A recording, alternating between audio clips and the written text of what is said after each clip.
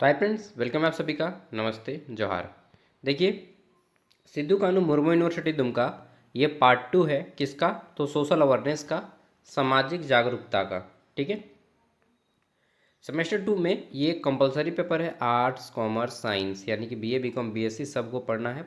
25-29 session, 26-30 session और आने वाले सभी स्टूडेंट के लिए इसका पार्ट 2, पार्ट 1 और पार्ट 2 हम लोगों ने अपलोड कर दिया है। यह है पार्ट 3, जिसमें हम लोग यूनिट 2 के सभी all important objective question answer करेंगे।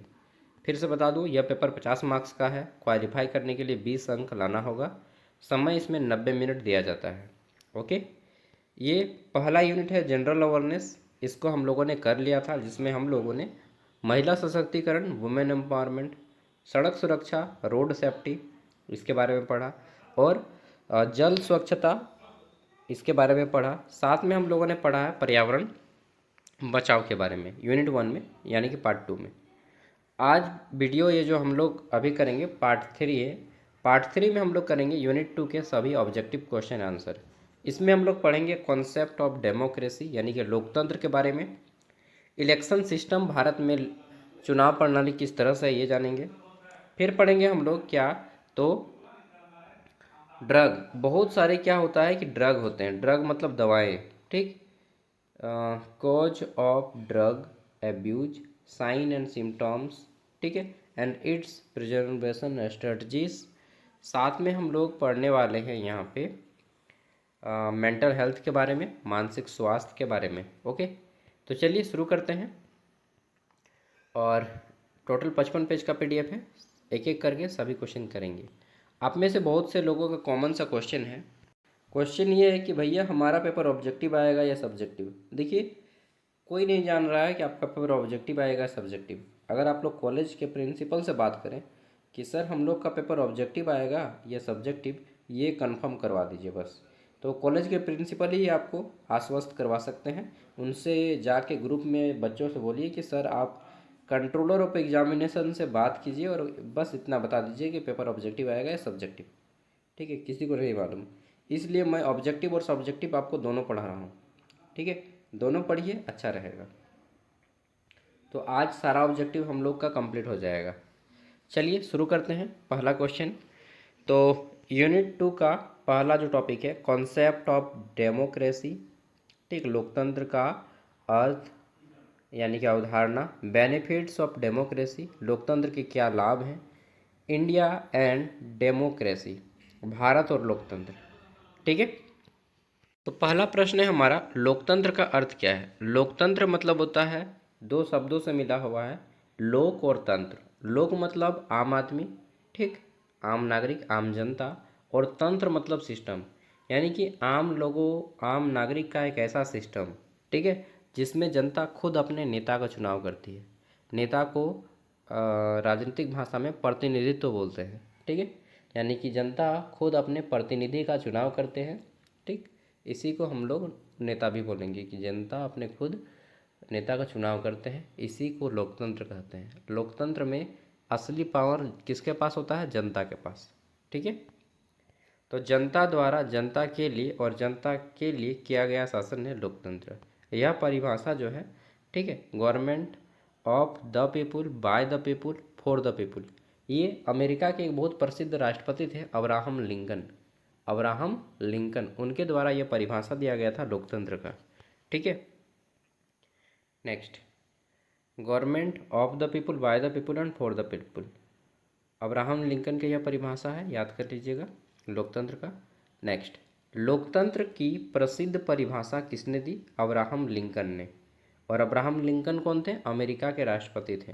आपको मालूम है, अब्राहम लिंकन बचपन में एक लकड़हारा, लकड़हारा यानी कि जो लकड़ी बेचता है, उसके घर में पैदा हुए थे और वो अमेरिका के राष्ट्रपति बने। ठीक है, बहुत लॉन्ग डिस्टेंस है ना एक लकड़हारा से राष्ट्रपति बनना। नेक्स्ट, भारत किस प्रकार का लोकतंत्र है? तो भारत में ऐसा लोकतंत्र है, प्रत्यक्ष या प्रतिनिधि लोकतंत्र। यहाँ पे है कैसा? रिप्रेजेंटेटिव, प्रतिनिधित्व लोकतंत्र। ओके, यहाँ पे प्रतिनिधित्व लोकतंत्र है। यहाँ पे संसदीय लोकतंत्र, ये प्रतिनिधित्व के रूप में काम करते हैं। ठीक है। और संसद हमारा दो प्रकार का है, एक है लोकसभा, एक है राज्यसभा। लोकसभा और राज्यसभा। राज्यसभा को उच्च सदन कहा जाता है, बड़ा भैया है राज्यसभा, छोटा भाई है लोकसभा। ठीक है। और दोनों के सांसद को एमपी कहते हैं, मेंबर ऑफ पार्लियामेंट। ठीक है। नेक्स्ट, भारत को विश्व का सबसे बड़ा लोकतंत्र क्यों कहा जाता है? क्यों कहा जाता है?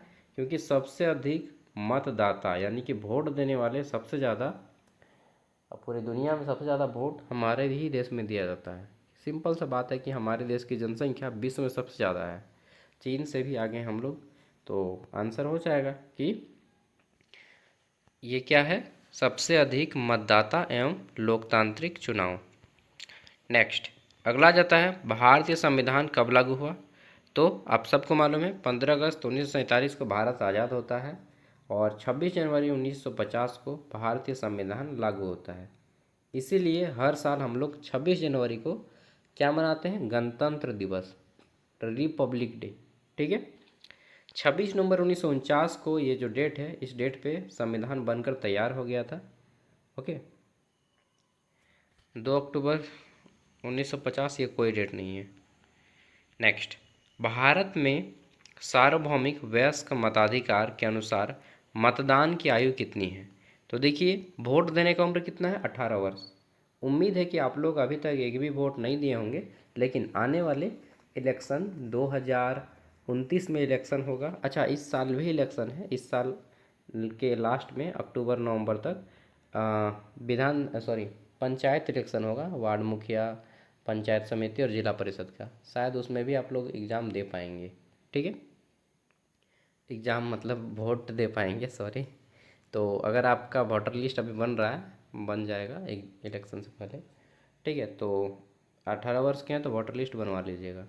और 2029 में होगा आपका सीएम का चुनाव, यानी कि विधायक एमएलए का चुनाव। एमएलए ही सीएम बनता है। ठीक है, कोई एमएलए ही सीएम बन जाता है। तो ये 29 में है। इसके अलावा एमपी, मेंबर ऑफ पार्लियामेंट, जिसको सांसद कहते हैं, इसका चुनाव भी 2029 में ही है। और एमपी बनता है ये प्रधानमंत्री और एमएलए बनता है मुख्यमंत्री। ठीक है। तो कितना है? 18 वर्ष। और 18 वर्ष से पहले 21 वर्ष हुआ करता था वोट देने का उम्र। 61वें संविधान संशोधन 1988 द्वारा मतदान की आयु 21 वर्ष से घटाकर 18 वर्ष कर दी गई। कब? 1988 में किया गया 18 साल। उससे पहले वोट देने की उम्र 21 वर्ष थी। अच्छा, बात आता है भैया ये 18 वर्ष किसने किया? तो एक हमारे देश के प्रधानमंत्री थे, उनका नाम था राजीव गांधी। क्या नाम था? राजीव गांधी। राजीव गांधी जो वोट देने की उम्र है वो 18 वर्ष कर दिए। पहले 21 वर्ष था, लेकिन बोला नहीं नहीं नहीं, 21 वर्ष बहुत ज़्यादा हो जाता है, 18 वर्ष रखिए वोट देने का उम्र। सही है, 18 वर्ष काफ़ी है वोट देने के लिए। इतना व्यक्ति शिक्षित हो जाता है 18 साल तक कि वो किसका चुनाव करे। ठीक है। तो राजीव गांधी ने यह बदलाव किया। पहले 21 वर्ष था, राजीव गांधी आए, उस समय देश के प्रधानमंत्री थे राजीव गांधी। सबसे युवा प्रधानमंत्री हम लोग के वही रहे हैं, राजीव गांधी। ठीक है। मोदिया तो बुढ़ा गया। नेक्स्ट, लोकतंत्र का सबसे महत्वपूर्ण आधार क्या है? तो चुनाव, इलेक्शन लोकतंत्र का सबसे महत्वपूर्ण आधार है। ठीक है, चुनाव। अगला जाता है भारत में चुनाव कराने की जो संवैधानिक संस्था है वो कौन है? तो भारतीय निर्वाचन आयोग जिसको बोलते हैं। ठीक है, इलेक्शन कमीशन ऑफ इंडिया, ये हो जाएगा इलेक्शन कमीशन ऑफ इंडिया, भारतीय निर्वाचन आयोग। ठीक है, इसका मुख्यालय नई दिल्ली में है। और देश में जितना भी इलेक्शन होता है ये सब इलेक्शन कंडक्ट करवाती है भारतीय निर्वाचन आयोग। ठीक है। इसके एक हेड होते हैं। सबसे पहले भारतीय इलेक्शन कमीशन के जो बने थे हेड, उनका नाम था गणेश वासुदेव मावलंकर।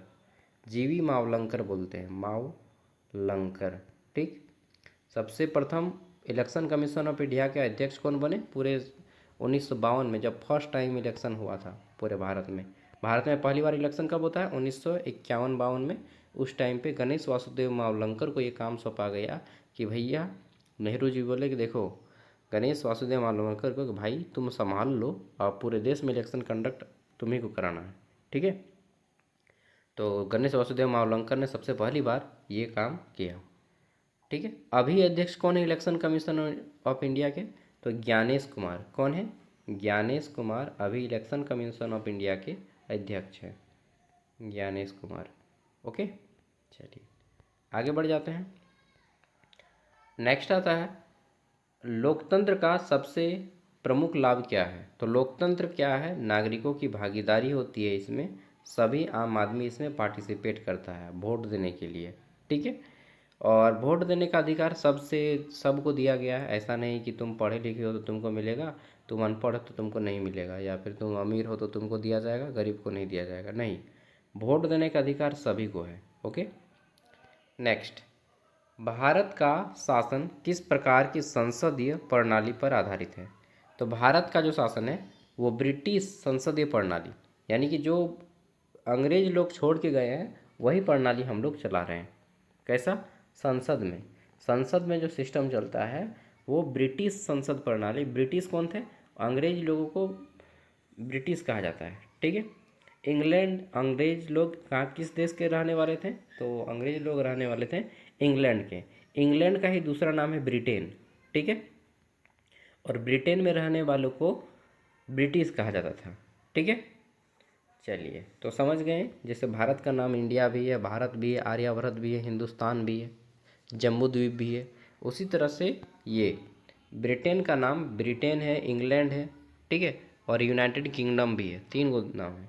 और इसकी राजधानी क्या है? ब्रिटेन की राजधानी लंदन। तो भारत ने ब्रिटेन की संसदीय शासन प्रणाली को अपनाया है, जिसमें प्रधानमंत्री सरकार का प्रमुख होता है।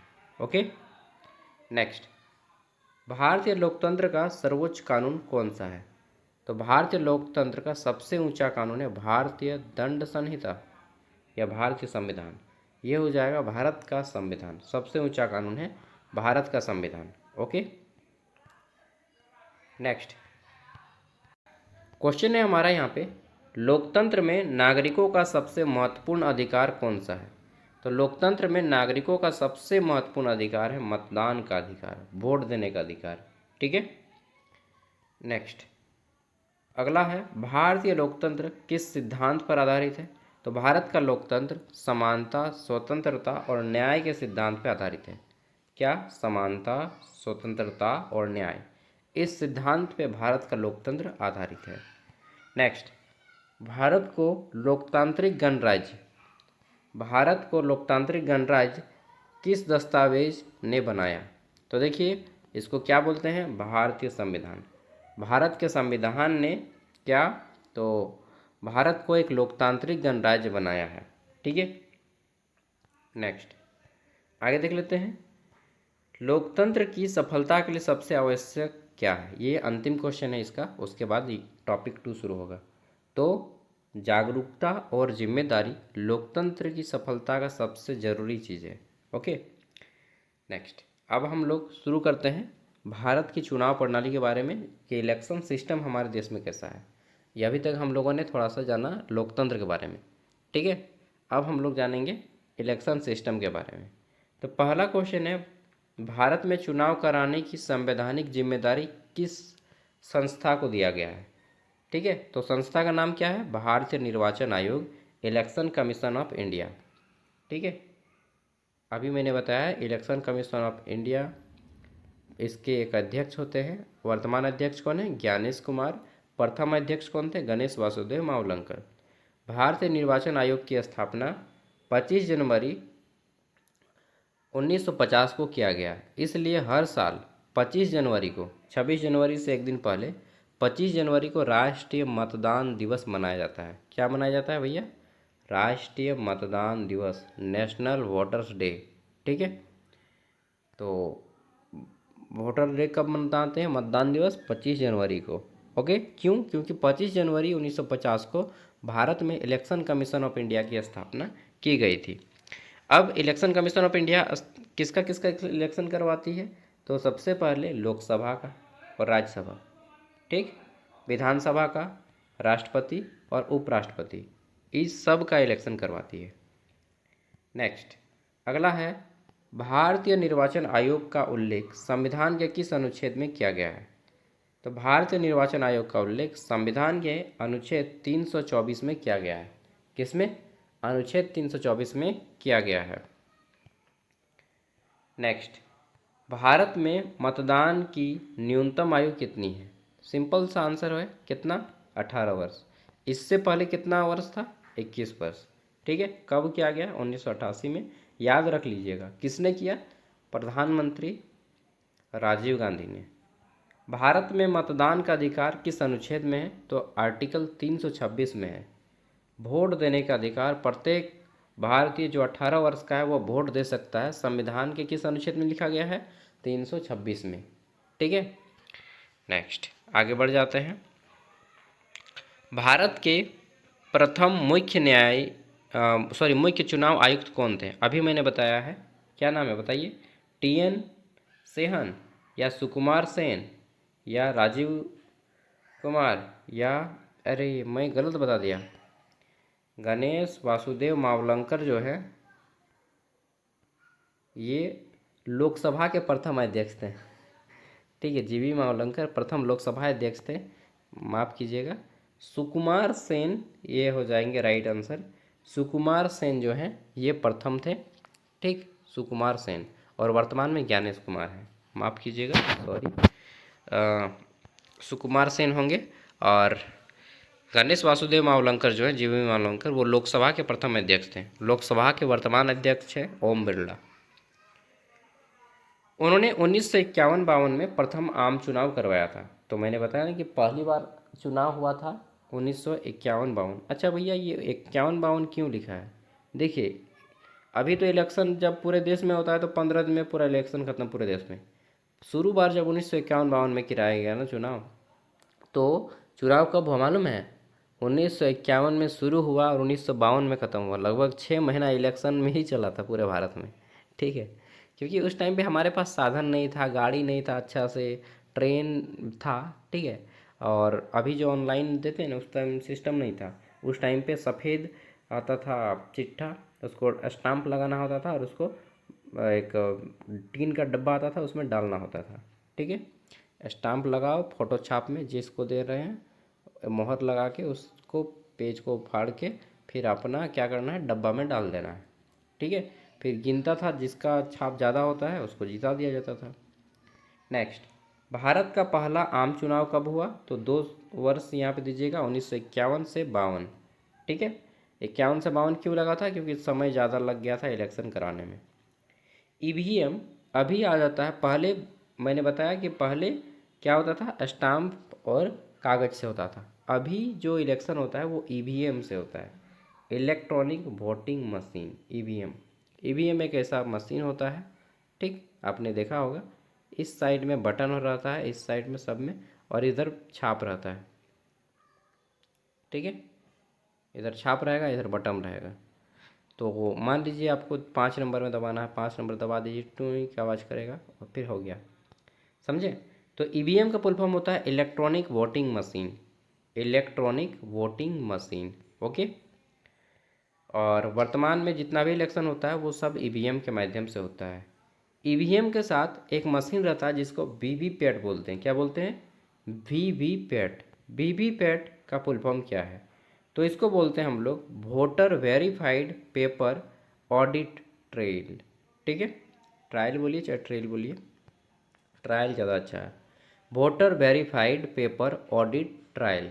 ठीक है, वीवीपैट मशीन मतदाता को यह पुष्टि करने में सहायता करती है कि उसका वोट सही उम्मीदवार को दर्ज हुआ है। ठीक है, तो जैसे ही आप दबाएंगे ना EVM में, वो आवाज़ करेगा चुई के, और वीवीपैट मशीन में छाप उड़ जाएगा। जैसे 2 मशीन एक साथ रहेगा, यहाँ पे EVM में, ये वीवीपैट है। ठीक है, ये दोनों एक साथ जुड़ा हुआ है। यहाँ पे जैसे मान लीजिए ये छाप सब है और इधर आपका बटन सब रहता है। ठीक है, मान लीजिए मैंने इस बटन पे दबाया, तो यहाँ पे जैसे ही दबाया आवाज़ करेगा रेड कलर का एक, और यहाँ पे आवाज़ करके यहाँ पे फ़ोटो दिखा देगा। ठीक है, तो ये VVPAT है। नेक्स्ट, राष्ट्रीय मतदान दिवस कब मनाया जाता है? तो किस दिन 1950 में कौन सा डेट था? और 1950 में इलेक्शन कमीशन ऑफ इंडिया की स्थापना हुआ 26 जनवरी से एक दिन पहले, यानी कि 25 जनवरी को। ठीक है, राष्ट्रीय मतदान दिवस मनाते हैं। नेक्स्ट आगे देख लेते हैं क्यों मनाते हैं। तो मैंने बता दिया कि इसी दिन भारतीय चुनाव आयोग की स्थापना की गई थी। लोकसभा का कार्यकाल कितने वर्षों का होता है। तो लोकसभा का कार्यकाल जो है ये 5 वर्षों का होता है। कितने वर्षों का दोस्त, ये 5 वर्ष का होता है लोकसभा का। ओके, लोकसभा का भी कार्यकाल 5 साल का होता है, यानी कि जितने भी एमपी होते हैं उनका भी 5 साल होता है। जितने भी एमएलए होते हैं एमएलए उनका भी 5 साल होता है। जितने वार्ड होता है, मुखिया होता है, जिला परिषद होता है, पंचायत समिति होता है, ठीक, इनका भी 5 साल का होता है। एक होता है एमएलसी, ये क्या होता है, जिस तरह से विधायक को हम लोग एमएलए बोलते हैं ना, उसी तरह से बड़े बड़े राज्य, भारत के 7 बड़े बड़े राज्यों में एमएलए के साथ एमएलसी है। ठीक है, एमएलए के साथ क्या है, MLC, member of legislative council उसको बोलते हैं।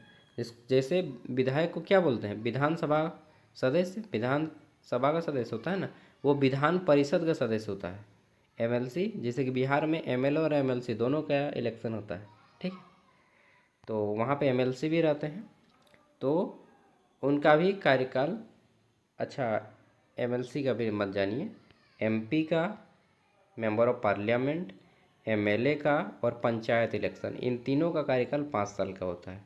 ठीक है, प्रधानमंत्री का भी 5 साल, राष्ट्रपति का भी 5 साल, उपराष्ट्रपति का भी 5 साल। अब देखिए यहाँ पे एक क्वेश्चन आता है, जिस तरह से देश में लोकसभा है और राज्यसभा है, राज्यसभा बड़ा भाई है, लोकसभा छोटा भाई है, उसी तरह से प्रत्येक राज्य में नहीं, केवल स्पेशल राज्यों में क्या एमएलसी है, एमएलसी और एमएलए। एमएलए को छोटा भाई माना जाता है और एमएलसी को बड़ा भाई माना जाता है। ठीक, एमएलए जैसे झारखंड में एमएलए है, एमएलसी झारखंड में नहीं है, बिहार में एमएलसी है, महाराष्ट्र में एमएलसी है, गुजरात में एमएलसी है, आंध्र प्रदेश में एमएलसी है, तो बड़े बड़े राज्यों में एमएलसी है। ठीक है, तो एमएलसी क्या है, इनका काम 6 साल तक होता है, 6 साल का कार्यकाल रहता है। और जिस तरह से लोकसभा और एमएलए का कार्यकाल 5 साल का होता है, ठीक है, और एमएलसी और राज्यसभा का कार्यकाल 6 साल का होता है। ठीक है, ये भी सांसद कहलाते हैं, राज्यसभा सांसद, लोकसभा सांसद। ठीक है, ये भी विधायक है, लेकिन ये विधायक कैसा है, विधानसभा का ये सदस्य है, ये विधान परिषद का सदस्य है। एमएलसी विधान परिषद का सदस्य होता है। ठीक है, चलिए, उतना क्लियर नहीं समझ में आया होगा एक बार में, क्योंकि ये टॉपिक पहला टॉपिक है, तो हो सकता है किसी को समझ में आ जाए। एमएलसी और एमएलए राज्य में होते हैं, एमएलसी केवल बड़े बड़े राज्यों में है, झारखंड, भारत के 7 बड़े बड़े राज्यों में। एमएलसी का कार्यकाल 6 साल का होता है, एमएलसी के जितने भी सदस्य होते हैं वो 6 साल के लिए बनते हैं, एमएलए 5 साल के लिए बनता है। ठीक है, और राज्यसभा का जो सदस्य होता है उसका भी कार्यकाल 6 साल का होता है। बस दो ही को का 6 साल होता है, राज्यसभा और एमएलसी, बाद बाकी सब का कार्यकाल 5 साल। ठीक है, नेक्स्ट, भारत में चुनाव किस सिद्धांत पर आधारित है। तो भारत में जितने भी चुनाव हैं सार्वभौमिक वयस्क मताधिकार के सिद्धांत पर आधारित है। ओके, इससे 18 वर्ष या उससे अधिक उम्र वाले बच्चों को वोट देने का अधिकार है। चुनाव लड़ने के लिए उम्मीदवार का नामांकन पत्र किसके पास जमा किया जाता है। तो रिटर्निंग ऑफिसर के पास जमा किया जाता है। ओके, नेक्स्ट आगे देख लेते हैं, भारत में चुनाव प्रक्रिया का अंतिम चरण कौन सा है। तो चुनाव प्रक्रिया का अंतिम चरण है मतगणना एवं परिणाम घोषणा। ठीक है, मतगणना यानी कि वोट की काउंटिंग, और परिणाम यानी कि रिजल्ट देना, कौन जीता कौन हारा। तो भारत में चुनाव प्रक्रिया का अंतिम चरण क्या है कि वोटों की काउंटिंग करना और रिजल्ट डिक्लेयर करना। अगला क्वेश्चन आ जाता है हमारा यहाँ पे, स्वतंत्र एवं निष्पक्ष चुनाव लोकतंत्र के किस पहलू को मजबूत करते हैं। तो स्वतंत्र और निष्पक्ष चुनाव जनता का विश्वास जीतता है। ठीक है, लेकिन पिछले इलेक्शन में जनता का विश्वास खो दी।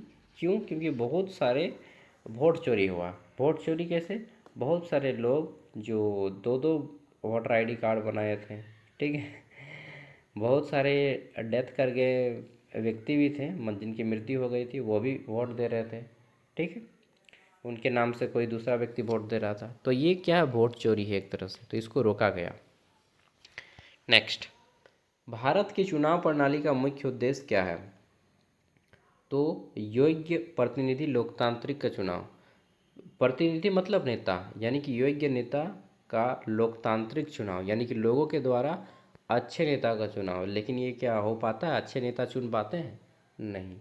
भारत में केवल पैसा के दम पे ही वोट दिया जा रहा है और जीत भी रहा है आदमी।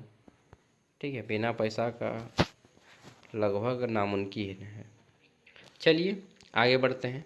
अब आ जाता है नशा के बारे में। नशा न करने, ठीक है, नशा न करने कारण, लक्षण, दुष्परिणाम क्या है नशा का, रोकथाम और रणनीति।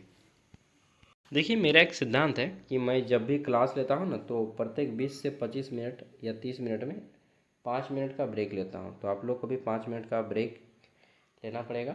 आप लोग भी आइए वॉशरूम से फ्रेश होके पानी वानी पी के। ठीक, आंखें थक जाती हैं हमारी लगातार स्क्रीन को देखते देखते। चलिए नेक्स्ट क्वेश्चन करते हैं। पहला, मादक बोलिए। देखिए, दारू को मैं अलग अलग नाम बताता हूँ। दारू कोई बोलता है, ठीक, कोई बोलता है जाम, ठीक, कोई बोलता है मादक पदार्थ, ठीक, कोई बोलता है सोमरस। सोमरस प्राचीन काल में कहा जाता था, ठीक, सोमरस। ओके, और क्या कहा जाता है? अभी बियर भी कहते हैं, बियर, ठीक, कोई बोलते हैं वाइन, इंग्लिश में वाइन कहते हैं, ठीक है। इसको सांकेतिक नाम में ड्रिंक भी कहते हैं, कि ड्रिंक करता है तुम, ठीक। और क्या, और भी कुछ नाम है क्या? हाय, हाय, हाय भी कहा जाता है कि हाय किया है तुम, ठीक है, ये सारा कुछ। इसके अलावा दारू जहाँ पे बिकता है उसको दारू गोदाम बोलते हैं, दारू गोदाम। और क्या बोलते हैं? उसको बोलते हैं मधुशाला। मधुशाला पुराने ज़माने में कहा जाता था, ठीक। और क्या बोलते हैं? वाइन शॉप बोलते हैं, वाइन शॉप, ठीक। और क्या बोलते हैं? बियर बार बोलते हैं, बियर बार, बियर बार।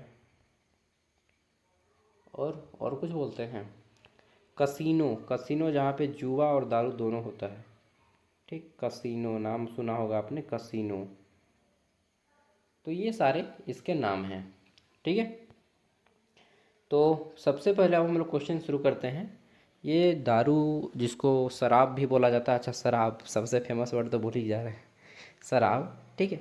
ये आज नहीं, जब से प्राचीन काल, रामायण महाभारत, तब से ये मादक पदार्थ द्रव्य वगैरह चलते हैं।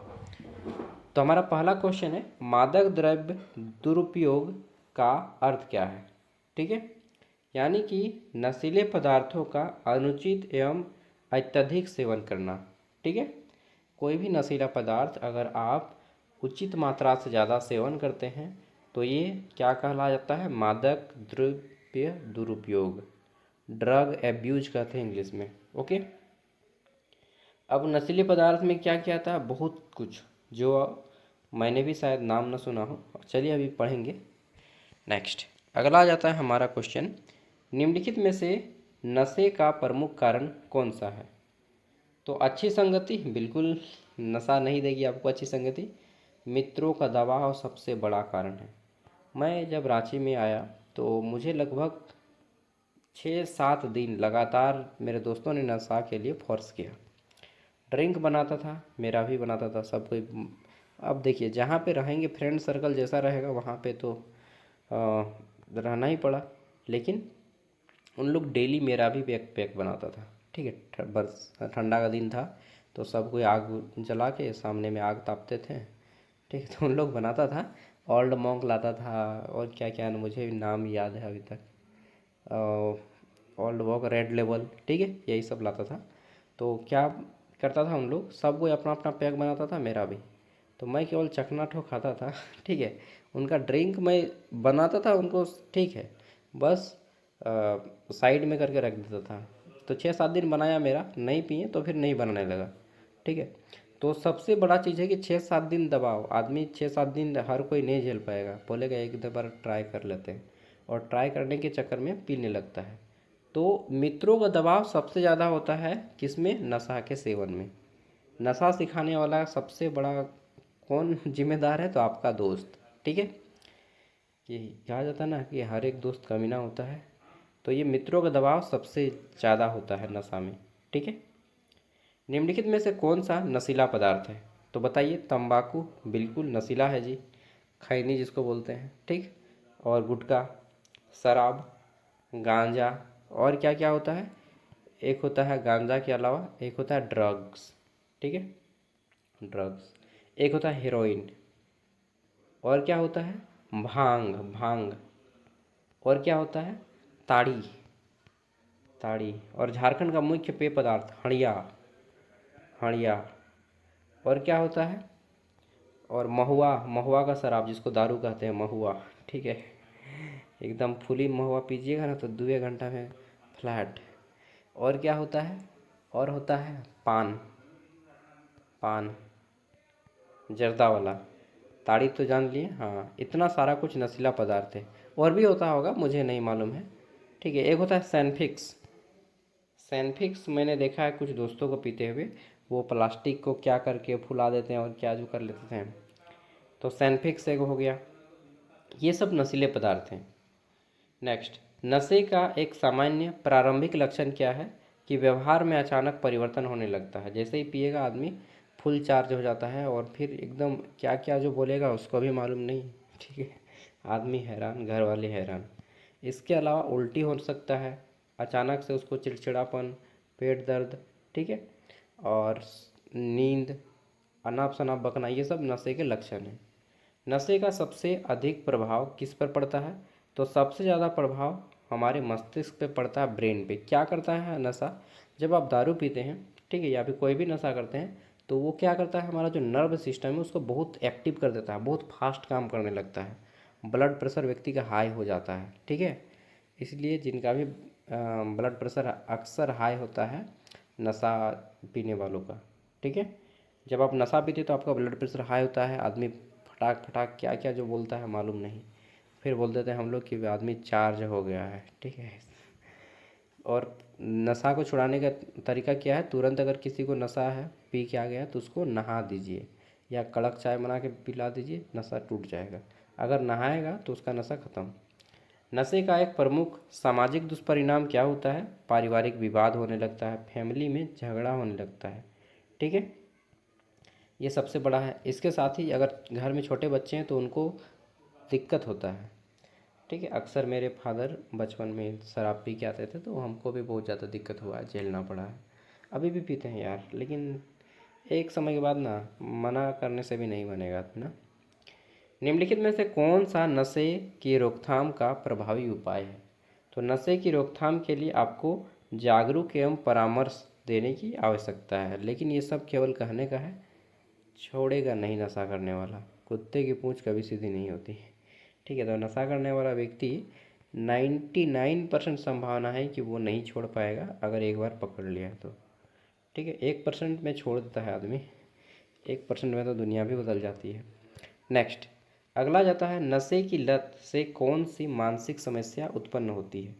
तो डिप्रेशन में जा सकता है। ठीक, और क्या हो सकता है? बहुत सारे हमारे बीमारियां उत्पन्न होती हैं लोगों में नशे के कारण। ठीक है, प्रत्येक वर्ष अंतर्राष्ट्रीय मादक पदार्थ दुरुपयोग एवं अवैध तस्करी विरोध दिवस कब मनाते हैं? तो प्रत्येक साल हम लोग 26 जून को मनाते हैं। ठीक, मादक पदार्थ और तस्करी को रोकने के लिए 26 जून। नेक्स्ट, नशे की लत का एक प्रमुख आर्थिक प्रभाव क्या है? तो नशे की लत का सबसे प्रमुख आर्थिक प्रभाव पड़ता है कि फाइनेंशियल लॉस। आप पे आदमी विश्वास नहीं करने लगता है, आपका काम फिर ठप हो जाता है धीरे धीरे। ठीक है, कोई बिजनेस कर रहे हैं तो बिजनेस घाटा में जाने लगेगा, लॉस में जाने लगेगा। अगर कोई जॉब कर रहे हैं तो आदमी आप पे ट्रस्ट नहीं करता है। ठीक है, तो ये नशे का सबसे बड़ा दुष्प्रभाव है। नशे की रोकथाम में सबसे महत्वपूर्ण भूमिका किसकी होती है? तो अगर आप नशा करते हैं तो उसकी रोकथाम में सबसे बड़ा भूमिका जो है वो उसकी फैमिली को करना पड़ता है। नेक्स्ट, निम्नलिखित में से कौन सा नशे का शारीरिक लक्षण है? तो नशे से आंख लाल हो जाता है, देखिएगा व्यक्ति का आंख लाल हो जाएगा। ठीक है। स्वास्थ्य, स्वस्थ शरीर बिल्कुल नहीं, शरीर खराब हो जाएगा। ऊर्जा में वृद्धि नहीं, ऊर्जा में कमी आती है। सामान्य व्यवहार नहीं, अजीब व्यवहार करेगा। तो ऑप्शन ए हो जाएगा आंख लाल। ठीक है। और इन सब का उल्टा।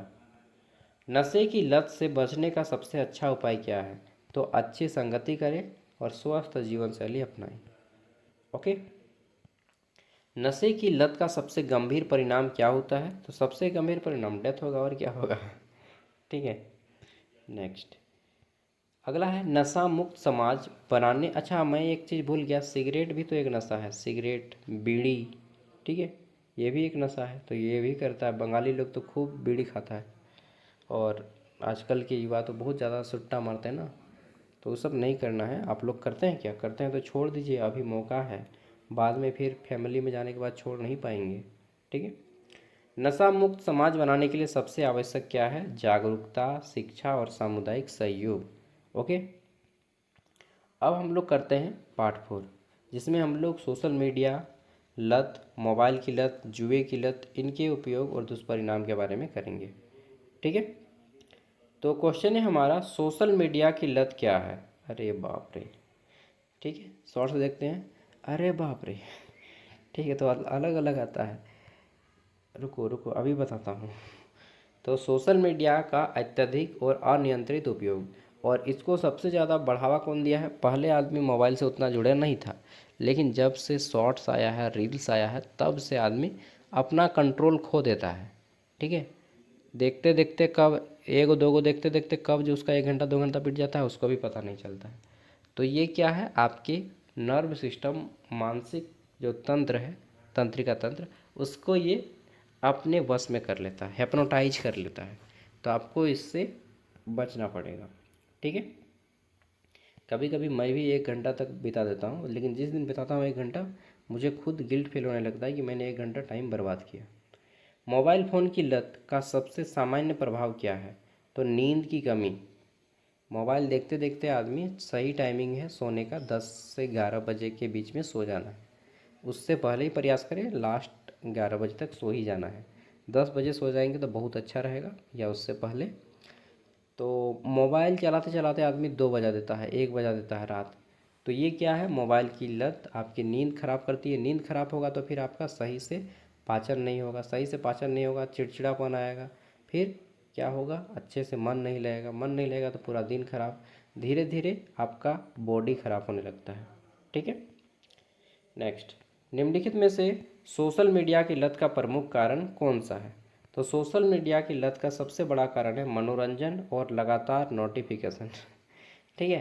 तो नोटिफिकेशन को ऑफ रखिएगा और अपने आप पे कंट्रोल रखिएगा। नेक्स्ट, ऑनलाइन जुए का दुष्परिणाम क्या है? तो ऑनलाइन जुआ खेलते हैं तो इसका सबसे बड़ा दुष्परिणाम है आर्थिक हानि, और आपका अकाउंट भी फ्रीज हो जाएगा। ठीक है। तो ऑनलाइन सट्टा, ड्रीम इलेवन और क्या क्या आता है, जुब्बी वगैरह, ये सब मत खेलिएगा। नेक्स्ट, अगला जाता है मोबाइल की लत का विद्यार्थी पर क्या प्रभाव पड़ता है? सिंपल सा आंसर है कि पढ़ाई खराब हो जाएगा। विद्यार्थी पढ़ाई से जुड़ा है और उसका पढ़ाई में ध्यान हटने लगता है, जैसे पबजी और फ्री फायर ना, यही सब है ना।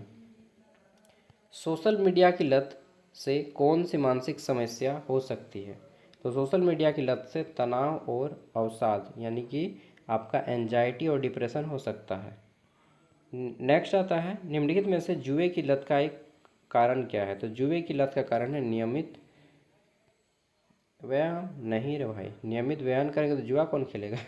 पुस्तक पढ़ना नहीं, योग करना नहीं। तो जुआ खेलने का सबसे बड़ा कारण है अमीर बनने की इच्छा, कम समय में अमीर बनने की इच्छा। यही ना है, 1 2 का 4 और 4 2 का 1। My name is Lakhan. तो जुआ क्या है? कम समय में अमीर बनने की इच्छा। ठीक है। लेकिन ये एक चीज़ याद रखिए, जुआ किसका हुआ? किसी का नहीं। तो जुआ मेरे पिताजी भी बहुत खेलते हैं, बहुत कुछ हारे हैं यार। बचपन में मैंने बहुत कुछ झेला है इस जुआ और शराब के कारण। नेक्स्ट, सोशल मीडिया की लत से बचने का सबसे प्रभावी उपाय क्या है? तो अगर आप बचना चाहेंगे तो स्क्रीन टाइमिंग सीमित रखें, मतलब मोबाइल को ज़्यादा देर तक नहीं देखना है। नेक्स्ट, अगला आ जाता है अत्यधिक मोबाइल, यानी कि मोबाइल का ज़्यादा उपयोग अत्यधिक मोबाइल उपयोग से शरीर का कौन सा अंग सबसे अधिक प्रभावित होता है? तो आँख। आँखें खराब हो जाएंगी, ठीक है, निकट दृष्टि दोनों आ जाएगा। नेक्स्ट आता है सोशल मीडिया की लत से बचने के लिए क्या कारण होने चाहिए? What should be done to prevent social media addiction?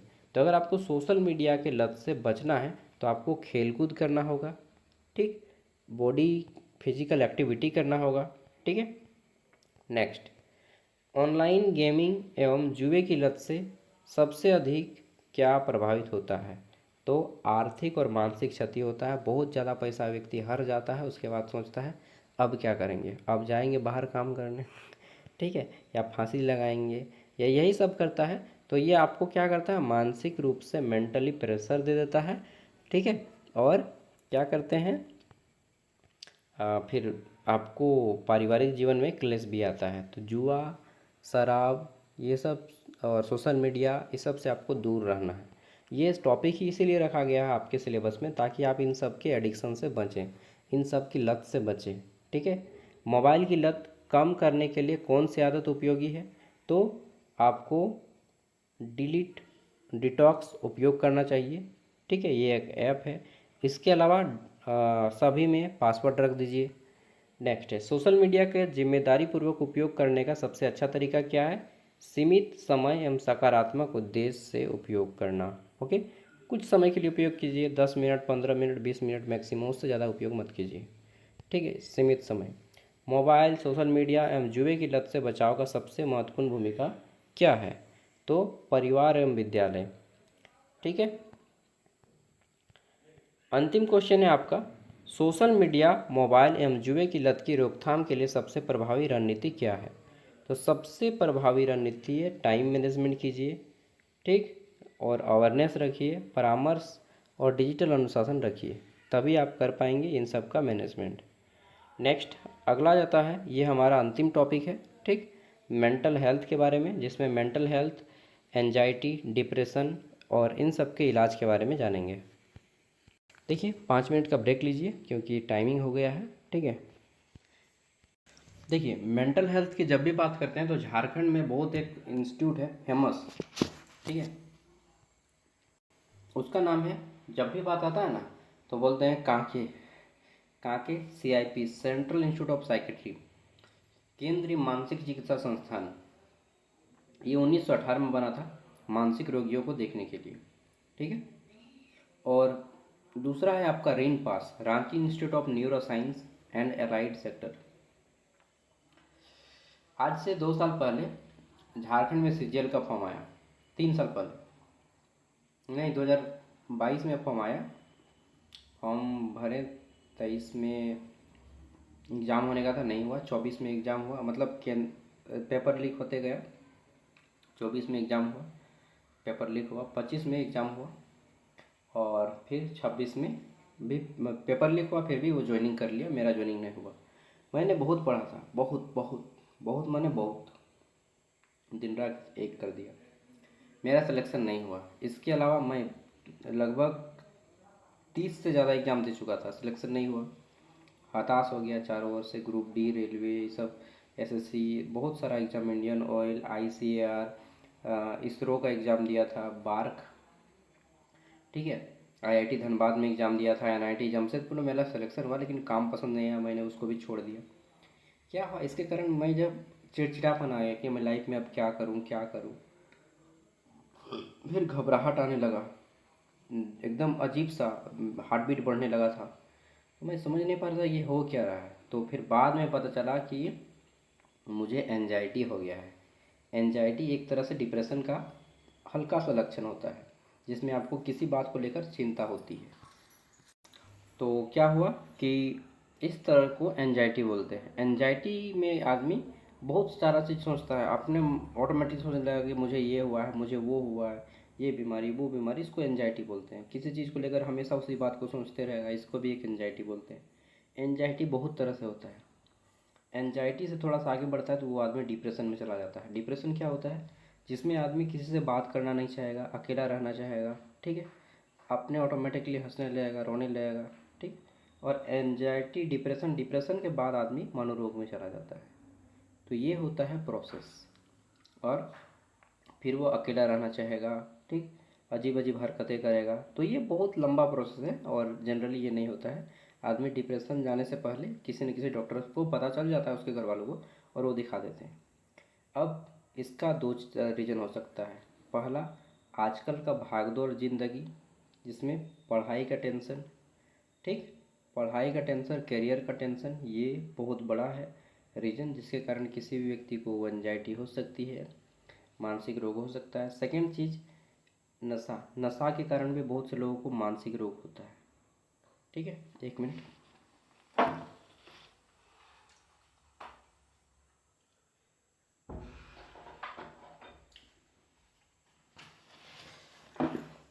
चलिए, तो अब इसको ज़रूरत क्या होती है, इसका इलाज होता है काउंसलिंग।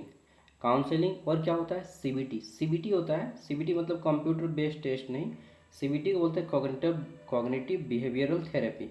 उसको मानसिक चिकित्सक, साइकोलॉजिस्ट बैठा के, या साइकेट्रिक और साइकोलॉजिस्ट अलग होता है। साइकेट्रिक होता है आपको काउंसलिंग करेगा, केवल बातचीत करेगा, और जो साइकोलॉजिस्ट होता है वो बड़ा डॉक्टर होता है, वो फिर आपका मनोरोग को थेरेपी वगैरह दे के इलाज करता है। तो मैं एक बार साइकेट्री से मिला था जब मुझे एंजाइटी हुआ था, 2 बार मिला था। एक डॉक्टर कितना देर बात करेगा आपसे, 5 मिनट, मैक्सिमम 10 मिनट। साइकेट्री आपसे बात करेगा 45 मिनट से ज़्यादा। ठीक है, मैं 2 बार मिला और दोनों बार साइकेट्री से मैंने 45 मिनट से ज़्यादा बातचीत किया, और यकीन मानिए बातचीत करने के बाद मुझे अजीब सा हैप्पीनेस फीलिंग होने लगा। तो फिर वो धीरे धीरे समाप्त हो गया, करियर का टेंशन ख़त्म, जो भी है। उन्होंने एक चीज़ बताया कि देखिए, लाइफ में कभी टेंशन मत लीजिए, जो होना है होगा, जो होना है वो होगा, आपके बस में नहीं है। ठीक है, सो डोंट वरी। अब चलिए हम लोग ये आगे बढ़ते हैं और क्वेश्चन आंसर करते हैं। क्वेश्चन है, मानसिक स्वास्थ्य का अर्थ क्या है। सॉरी, मानसिक स्वास्थ्य मतलब मानसिक, भावनात्मक एवं सामाजिक रूप से स्वस्थ होना, mental, emotional and social wellbeing. Next आ जाता है हमारा यहाँ पे कि अवसाद यानी कि डिप्रेशन क्या है। डिप्रेशन लंबे समय तक रहने वाली उदासी, व्यक्ति खुश नहीं रहता है, उसको जीने की इच्छा नहीं करता है, सुसाइड करने का मन करता है, ठीक है, किसी से बातचीत नहीं करने का मन करता है, हमेशा उदास रहेगा। ये क्या है, आपका लंबे समय तक रहने वाली उदासी, जिससे मानसिक विकार उत्पन्न होता है, ये डिप्रेशन का लक्षण है। निम्नलिखित में से अवसाद का प्रमुख कारण कौन सा है। तो अवसाद का कारण होता है, डिप्रेशन का कारण होता है अत्यधिक तनाव, स्ट्रेस, बहुत ज़्यादा स्ट्रेस हो जाएगा तो क्या हो जाएगा, डिप्रेशन में आदमी धीरे धीरे चला जाता है। नेक्स्ट, निम्नलिखित में से अवसाद का एक सामान्य लक्षण क्या है। अवसाद को डिप्रेशन बोलते हैं। तो उसका लगातार अगर कोई व्यक्ति उदास रहने लगता है, दोस्तों के साथ ना मिलना घुलना, ठीक है, तो वो डिप्रेशन में चला जाएगा। इसलिए डेली दोस्तों के साथ मिलिए, घूमिए फिरिए, खेलिए कूदिए, ठीक, और ज़िंदगी का आनंद लीजिए। हमेशा पढ़ाई पढ़ाई पढ़ाई पढ़ाई, पागल हो जाएगा लोग। ठीक है, तो हमेशा पढ़ाई भी नहीं करना है, जुआ भी नहीं खेलना, दारू भी नहीं करना है, ठीक है, ये सब नहीं करना है। पढ़ाई कीजिए इतना जिससे कि काम हो जाए, इतना नहीं कि ज़िंदगी झंडू बाम हो जाए, समझे। तो पढ़ाई कीजिए, मैं नहीं मना कर रहा हूँ, और काम भी कीजिए साथ में, ठीक है, काम कीजिए, गवर्नमेंट जॉब के पीछे मत भागिए, गवर्नमेंट जॉब डिप्रेशन देने वाली है, ठीक है। मानसिक स्वास्थ्य को बेहतर बनाए रखने का सबसे अच्छा उपाय क्या है। तो सबसे अच्छा उपाय है डेली व्यायाम करें, योग करें, और दोस्तों के साथ मिलें। यहाँ पे लिखना चाहिए था दोस्तों के साथ। नेक्स्ट, निम्नलिखित में से कौन सा मानसिक स्वास्थ्य को प्रभावित करता है। तो तनाव, जिसको इंग्लिश में स्ट्रेस कहते हैं, ये हमें मानसिक स्वास्थ्य को प्रभावित करता है। अगला है, अवसाद के उपचार के लिए किसकी सहायता उचित है। तो डिप्रेशन के उपचार के लिए मनोवैज्ञानिक या मनोचिकित्सक, ठीक, मनोवैज्ञानिक मतलब साइकोलॉजिस्ट और मनोचिकित्सक मतलब साइकेट्रिस्ट। ठीक है, तो मैं मिला था साइकेट्रिस्ट से, साइकेट्रिस्ट ही मिलेंगे, साइकोलॉजिस्ट बहुत कम मिलेंगे आपसे। साइकोलॉजिस्ट बहुत बिजी होते हैं, मतलब उनका शेड्यूल्ड, आम आदमी उससे डायरेक्ट नहीं मिलता है, ठीक है। नेक्स्ट, निम्नलिखित में से कौन सा मानसिक स्वास्थ्य सुधारने में सहायक है। तो मानसिक स्वास्थ्य सुधारने में मेडिटेशन यानी कि ध्यान लगाना बहुत कारगर होता है, ठीक, ध्यान लगाना और मॉर्निंग वॉक। नेक्स्ट, मानसिक स्वास्थ्य दिवस, वर्ल्ड मेंटल हेल्थ डे, ये कब मनाया जाता है? 10 अक्टूबर को प्रत्येक वर्ष हम लोग मानसिक स्वास्थ्य दिवस मनाते हैं। कब? 10 अक्टूबर। नेक्स्ट, अगला क्वेश्चन है हमारा, पर्याप्त नींद मानसिक स्वास्थ्य के लिए क्यों आवश्यक है? तो देखिए, उचित नींद लेना हमारे शरीर के लिए बहुत ज़रूरी है। मानसिक शारीरिक संतुलन बनाए रखने के लिए नींद जरूरी है। नेक्स्ट, निम्नलिखित में से मानसिक स्वास्थ्य के लिए सबसे हानिकारक आदत क्या है? तो मानसिक स्वास्थ्य के लिए सबसे हानिकारक आदत है नशे की लत, ठीक है। नशे की लत आपको मेंटल हेल्थ दे सकती है, कभी नहीं दे सकती, ठीक है। वो हमेशा आपके मेंटल हेल्थ को ख़राब करेगी। अवसाद से बचने के लिए कौन सा उपाय सबसे प्रभावी है? तो अगर आपको डिप्रेशन से बचना है तो सबसे अच्छा उपाय है सकारात्मक सोचें, पॉजिटिव थिंकिंग करें और परिवार के साथ मिलें खुल के। अगर पॉजिटिव थिंकिंग नहीं भी करते हैं तो दोस्तों के साथ रहिए ना, सब फिक्स हो जाएगा, सब ठीक हो जाएगा, ठीक है। मानसिक स्वास्थ्य का संबंध किससे है? तो विचार, भावनाएं और व्यवहार से है। ओके, अंतिम दो क्वेश्चन है, तनाव को कम करने के लिए कौन सी गतिविधि सबसे अधिक उपयोगी है? तो देर रात तक मोबाइल चलाना, ये सब बंद कीजिए, नशा बंद कीजिए, जुआ बंद कीजिए और योग और ध्यान को दीजिए, ठीक है। अच्छे मानसिक स्वास्थ्य के लिए सबसे महत्वपूर्ण क्या है? तो संतुलित जीवन, यानी कि ज़्यादा देर तक जगिए नहीं, ज़्यादा काम मत कीजिए, ज़्यादा पढ़ाई मत कीजिए, सब कुछ नियमित मात्रा में करें और गलत काम मत करें, ठीक है। पर्याप्त नींद लीजिए, सकारात्मक सोचिए, साथ में आप गवर्नमेंट जॉब के पीछे मत भागिए। ये भी एक मानसिक, इसके कारण भी बहुत सारे लोग डिप्रेशन में जा रहे हैं आजकल, ठीक है। चलिए, थैंक यू। और नेक्स्ट क्लास में हम एनवायरमेंटल स्टडीज़ का क्लास लेंगे और धीरे धीरे आपका जो है सारा पेपर का क्लास होगा। अभी ज्ञान सागर ऐप पे आपका एसी पेपर इंग्लिश का अपलोड कर दिया गया है, पूरा कंटेंट ये सोशल अवेयरनेस का कर दिया गया है। और अब हम करेंगे बैक पेपर एनवायरमेंटल स्टडीज़ का पूरा अपलोड, फिर सेक पेपर का होगा, उसके बाद एमडीसी का, ठीक है, फिर आपका मेजर और फिर एससी। एग्ज़ाम से पहले सभी चीज़ें कंप्लीट कराने का पूरा प्रयास किया जाएगा। ओके दोस्तों, बाय, नमस्ते, जोहार। जो लोग ज्ञान सागर ऐप इंस्टॉल नहीं किए, इंस्टॉल कर लीजिएगा और SKME दुबका का कोर्स ले लीजिएगा। 60 रुपया में 4 साल है। लिंक वीडियो का डिस्क्रिप्शन बॉक्स में ऑलरेडी बता चुका हूँ, पार्ट 1 और पार्ट 2 में। पार्ट 1 और पार्ट 2 आप लोग देख लीजिएगा, अगर नहीं देखे हैं तो। वीडियो पसंद आएगा तो लाइक कीजिएगा। बाय, जोहार।